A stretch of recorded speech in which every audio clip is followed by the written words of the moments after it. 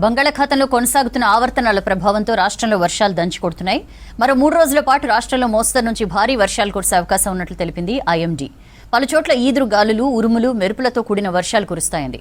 భారీ వర్షాలతో అప్రమత్తంగా ఉండాలని ప్రజలకు సూచించారు అధికారులు.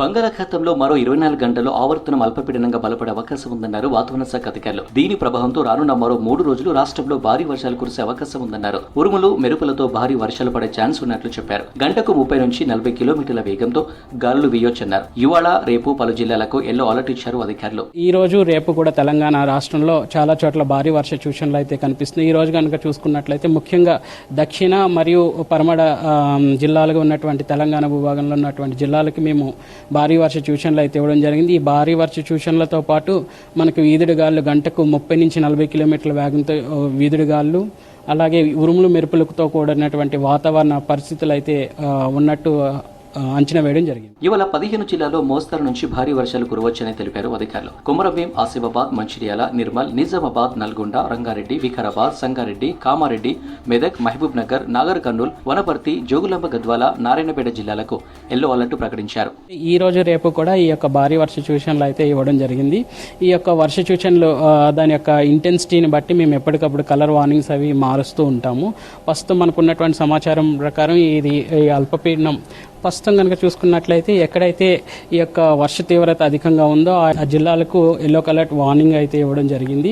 అంతేకాకుండా ఈ హెచ్చరికలు ఎప్పటికప్పుడు ఆయా శాఖల వారికి కూడా అందజేయడం వల్ల వాళ్ళు కూడా రేపు మరో 15 జిల్లాలకు ఎల్లో అలర్ట్ జారీ చేసింది ఐఎండీ. కొమరంభీం, ఆసిఫాబాద్, ఆదిలాబాద్, నిర్మల్, మంచిర్యాల, పెద్దపల్లి, కరీంనగర్, రాజన్న సిరిసిల్ల, జగిత్యాల, జయశంకర్ భూపాలపల్లి, భద్రాద్రి కొత్తగూడెం, సిద్దిపేట, మెదక్, నిజామాబాద్, కామారెడ్డి జిల్లాల్లో భారీ వర్షాలు కురుస్తాయని తెలిపారు అధికారులు. గంటకు 40 నుంచి 50 కిలోమీటర్ల వేగంతో ఈదురు గాలులు వీస్తాయన్నారు వెదర్ ఆఫీసర్లు.